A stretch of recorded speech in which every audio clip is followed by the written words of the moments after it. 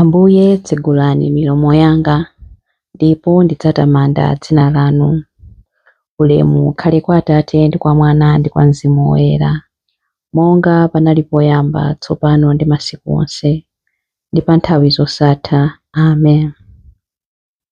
Zolengedwa zonse za Mulungu wathu, ufumu yathu, kwezani mawu anu, ndipo limodzi nafe imbani. Aleluya, aleluya. Iwe dzuwa lotentha ndi kuwala kwa golide, iwe mwezi wa siliva ndi kuwala kwako kofewa, inu mutamandeni, inu mutamandeni. Aleluya, aleluya, aleluya. Iwe mphepo yowomba, amene uli wamphamvu koposa, inu mitambo imene mumayenda mwambamwamba, inu mutamandeni. Aleluya. Iwe mbandakucha, kondwera ndi kutamanda, inu kuwala kwa madzulo, pezani mawu, inu mutamandeni, inu mutamandeni. Aleluya, aleluya, aleluya. Ulemu ukhale kwa Atate ndi kwa Mwana ndi kwa Mzimu Woyera, monga panali poyamba, tsopano ndi masiku onse, ndi pa nthawi zosatha. Amen. Chilimbi 1. Njira zanu zonse ndi zangwiro. Kodi ni Mulungu wotani angafanane ndi Mulungu wathu? Ndikulira mopemba kwa Mulungu, ndi mawu okweza, ndikufuwula kwa Mulungu kuti andimve. Pa tsiku la mavuto ndimafunafuna Ambuye, usiku wonse ndimakweza manja anga ndikupemphera kosalekeza. Mtima wanga umakana kusangalatsa, ndikamalingalira za Mulungu ndimangobuwula mu mtima. Ndikamasinkhasinkha za Iye ndimataya mtima. Mumagwira zikope zanga kuti ndisagone tulo, ndikuvutika kwambiri kotero kuti sindingathe kulankhula. Ndimalingalira za masiku akale, ndimakumbukira zaka zamakedzana, ndimasinkhasinkha mu mtima mwanga usiku, ndimadzifunsa ndi kufufuzafufuza mtima mwanga. Kodi Ambuye adzandikana mpaka liti? Kodi sadzandikomeranso mtima? Kodi chikondi chawo chosasinthika chija chatheratu? Kodi malonjezo awo aja atha mpaka muyaya? Kodi Mulungu wayiwala kukoma mtima wake kuja? Kodi wakwiya ndi kuleka chifundo chake chija? Chondiwawa chakuti Mulungu wopambana zonse wasintha machitidwe ake. Komabe ndidzakumbukira ntchito zanu inu chauta. Inde ndidzakumbukira zodabwitsa zanu zakalekale. Ndidzasinkhasinkha za zonse zimene mwachita. Ndidzalingalira za ntchito zanu zamphamvuzo. Njira zanu inu Mulungu nzoyera. Kodi alipo Mulungu winanso wamkulu ngati Mulungu wathu? Inu ndinu Mulungu amene mumachita zodabwitsa, amene mwaonetsa mphamvu zanu pakati pa mitundu ya anthu. Mudawombola anthu anu ndi mkono wanu wamphamvu, ndiye kuti ana a Yakobe ndi Yosefe. Pamene madzi adakuonani inu Mulungu, pamene madzi adakuonani adachita mantha. Inde nyanja yakuya idanjenjemera, mitambo idachucha madzi, mlengalenga mudachita bingu, zing'aning'ani mbali ndi mbali.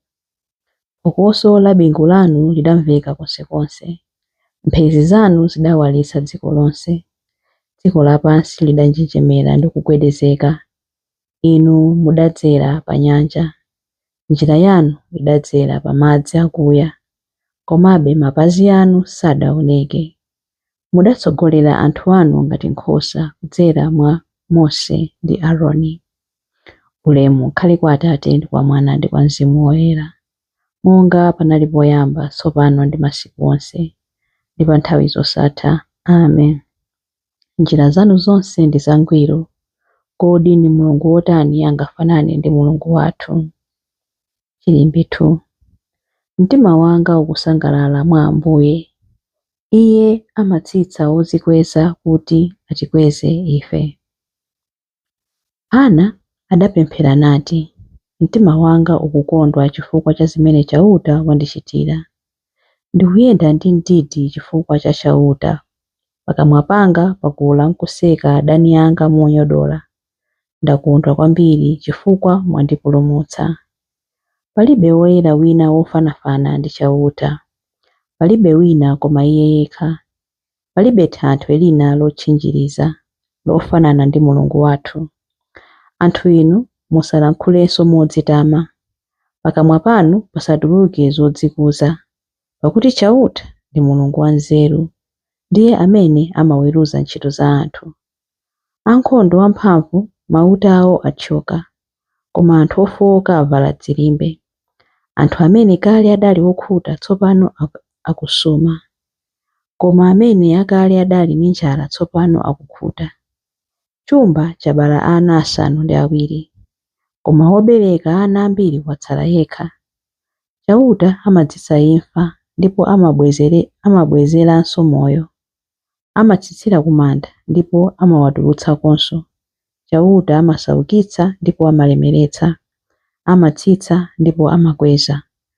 Amakweza osauka kuwachotsa pa fumbi. Amachotsa anthu osowa pa dzala. Amawakhazika pamodzi ndi akalonga. Amawapatsa mpando waulemu. Nsanamira za dziko lapansi nzake za chauta. Adakhazika dziko lapansi pa nsanamirazo.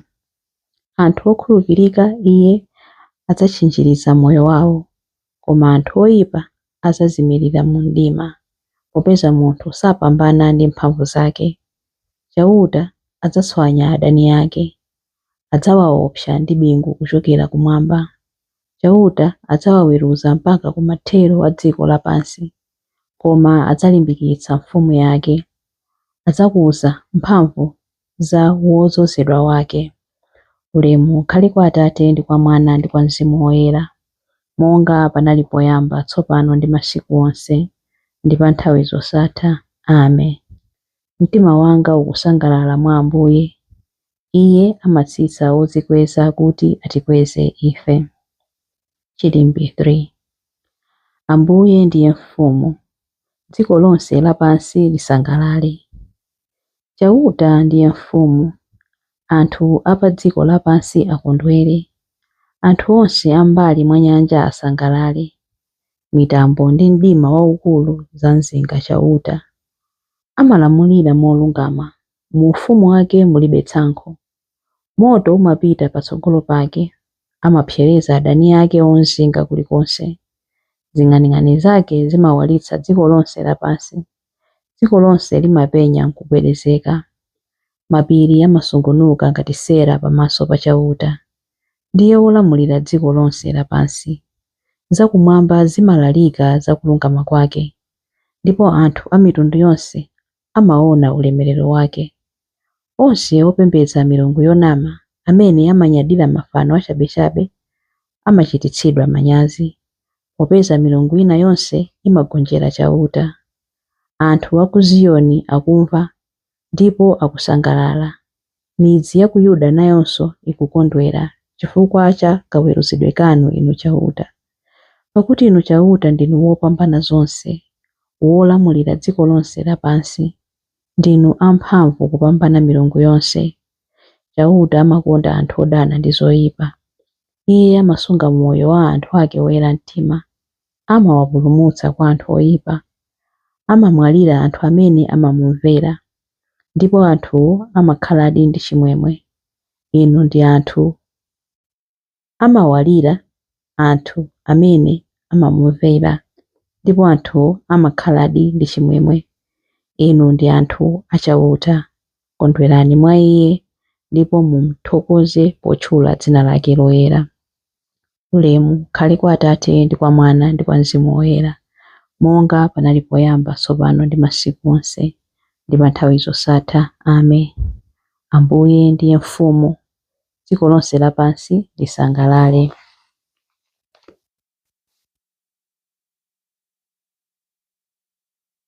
Mawu a Mulungu. Mawu akuchokera mu buku la Yesaya. Yesaya 49 verse 8b mpaka na 9. Nthawi imene ndidakukomera mtima, ndidakuyankha, ndipo tsiku la chipulumutso tidakuthandiza kuti ndilibwezere dziko mwakale ndi kuligawagawa dziko lowonongekali. Ndidzawuza ndende kuti atuluke, ndi amene ali mdima kuti aonekere poyera. Mawu a Ambuye. Tithokoze Mulungu. Chiyankho: mafumu onse apa dziko adzagwada ndi kumupembedza. Mafumu onse apa dziko adzagwada ndi kumupembedza. Abambo ndi amayi a mayiko onse adzamutumikira, adzagwada ndi kumupembedza. Ulemu ukhale kwa Atate ndi kwa Mwana ndi kwa Mzimu Woyera. Mafumu onse apa dziko adzagwada ndi kumupembedza. Chilimbi cha Zakariya cha nyimbo ya Zakariya.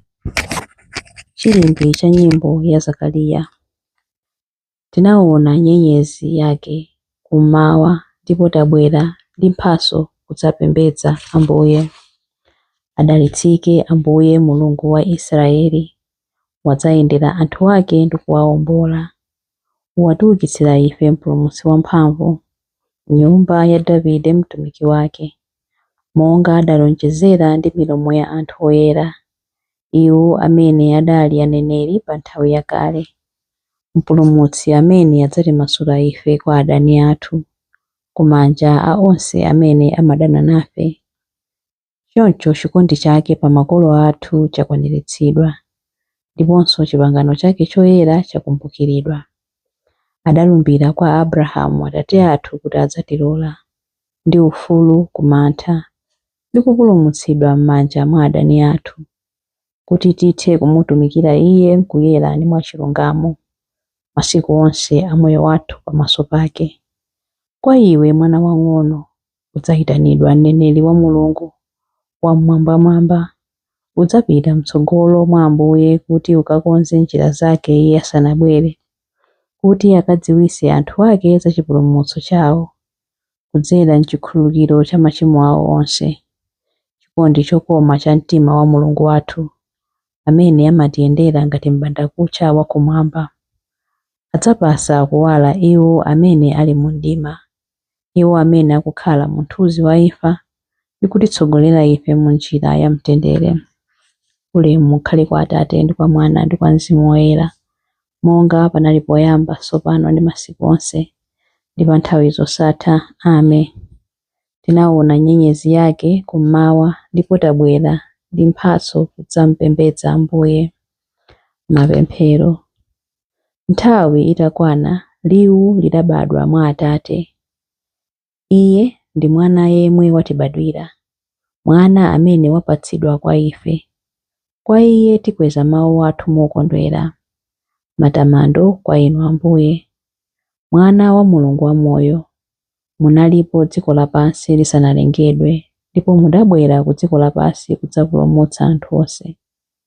Tipangeni ife kukhala mboni za uthenga wanu wabwino.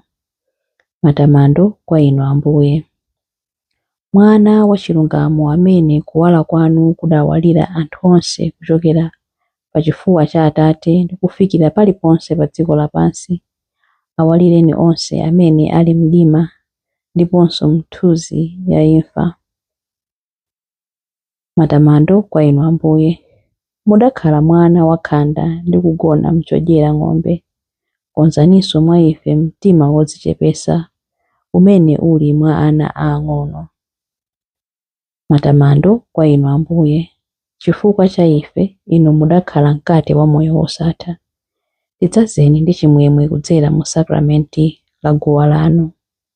Matamando kwa inu Ambuye. Matamando kwa inu Ambuye pamene tikupemphera kuti: Atate athu muli kumwamba, dzina lanu liyeretsedwe, ufumu wanu udze, kufuna kwanu kuchitidwe, monga kumwamba choncho pansi pano. Mutipatse ife lero chakudya chathu cha lero. Mutikhululukire ife zochimwa zathu, monga ifenso takhululukira adani athu. Musatisiye ife m'chinyengo, koma mutipulumutse ife kwa zoyipa. Amen. Pemphero. Mulungu, kuwala kwa mayiko onse, tipatseni chimwemwe cha mtendere wosatha, ndipo mutidzaze ndi kuwala kwanu monga mudadzazira mitima ya makolo athu. Tikupempha izi kudzera mwa Ambuye athu Yesu Khristu.